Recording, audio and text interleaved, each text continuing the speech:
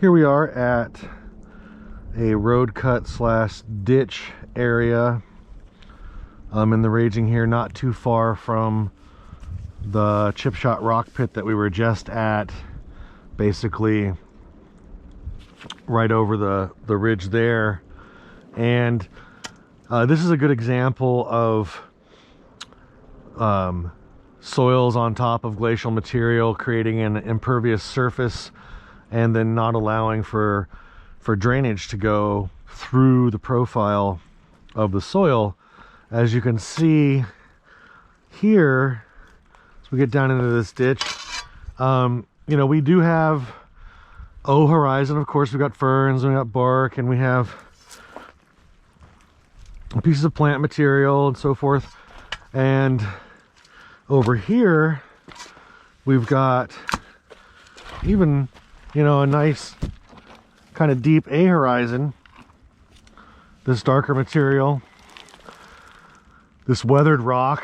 Up here is that, here's more of that kind of highly weathered basalt slash coal, you know, that's coming down into here. And then you get into this like B horizon here, and then you get into this clay slash compacted glacial till at the base here. And then this stuff, which I'm pretty much standing on now, hitting with my shovel. As you can see, some of it chips off. You can see a lot of redox, iron redox reactions happening in there, and some of it chips off. But it is compacted, sedimentary, glacial compacted till that over thousands and thousands of years has, you know, cemented together with pressure and time and water into this impervious surface. Here you can see now we've got, you know, algae and stuff growing on top. Here's a little seep coming down, and water's dripping all across and running all through this area here, which is why we have this culvert here. But so if you can imagine, you know, this could potentially even go another 6 feet below me, and this is at least four or 5 feet thick that I can see here. And so you can have, you know, if you can imagine, you can have this type of material, you know, anywhere throughout this landscape here. And in fact, it's probably around a lot of this area, because this sail here was just cut this winter, and I laid the sail out last year, and we did find a lot of wetlands. In fact, there's one over there that's a buffer for one. And the sail that I did a few years ago, which is called Cariston, and it's across the BPA power lines over there, that one had a whole huge wetland complex in it that we ended up having to buffer out. And it's basically because of this type of material, glacially, you know, formed material causing impervious surface. And then the other feature to this that I want to point out while we're here is when you get that sandy, even, you know, sandy loam type material above this compacted glacial till with water coming over it, and a lot of times, oftentimes, the water will, you know, if you can imagine, percolate through the soil that it can, that's pretty well drained, that A horizon and the B horizon there, and it hits that impervious material, and then it starts to, of course, go least path of resistance and with gravity, and go laterally across, you know, the top of this surface down the hill here.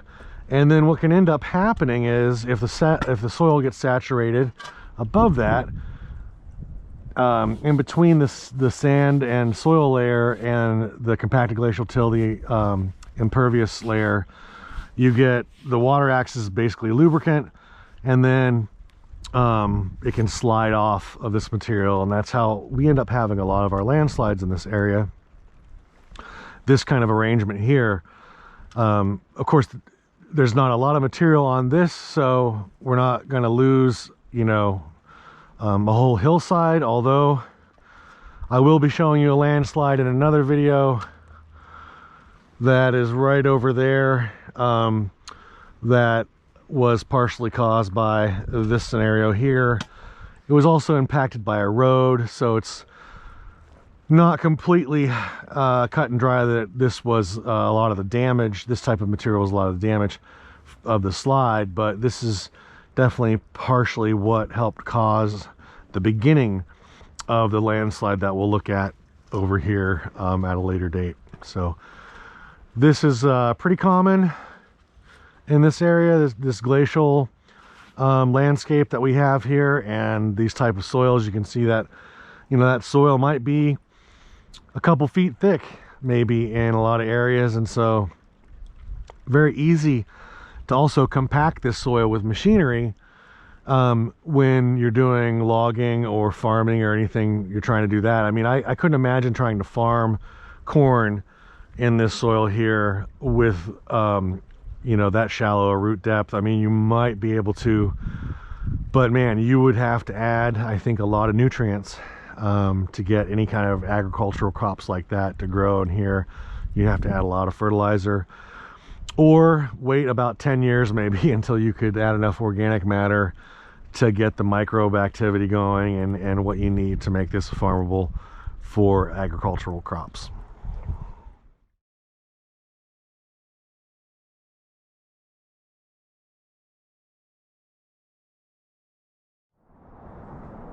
All right, here we are at another spot. Classic glacial material below,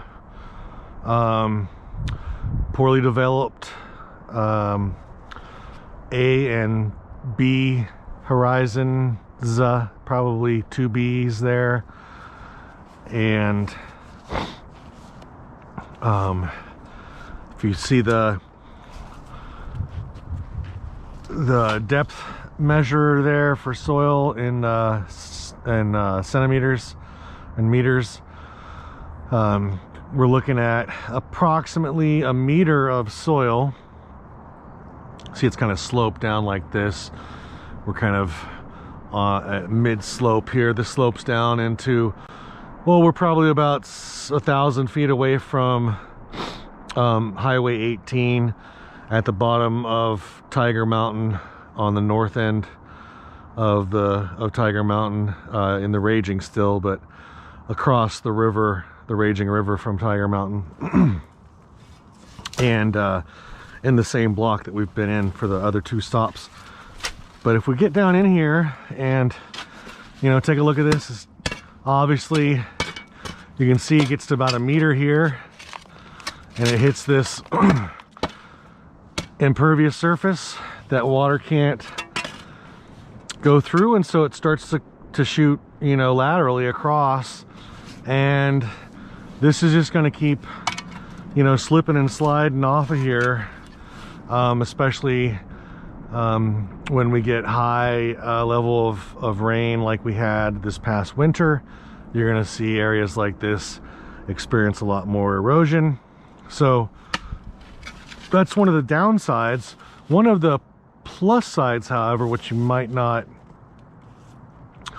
think about, you know, and it is a double-edged sword actually, you know, it has a negative as well, is that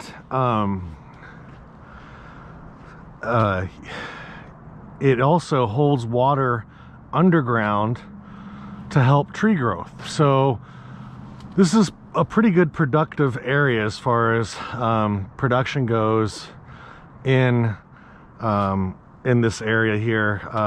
You know, it has some of the better soils, partly because of this meter deep, well drained, you know, it's new soil It doesn't have a lot of clay buildup in it, that's for sure.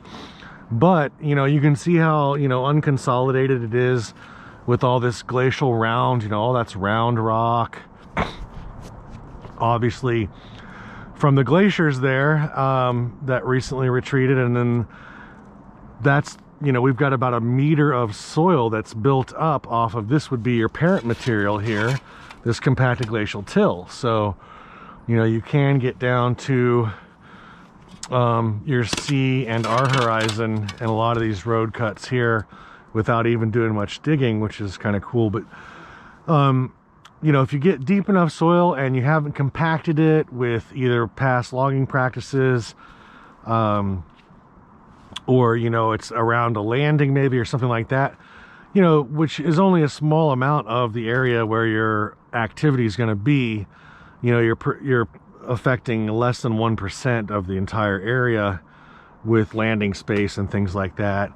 So, you know, you can imagine most of your forested area is going to look like this. You're going to have a meter or so of this soil, and you're going to hit this, and this area, this is going to actually hold water in places for you, which might be beneficial, because in the summertime here, water can tend to be a limiting factor for tree growth.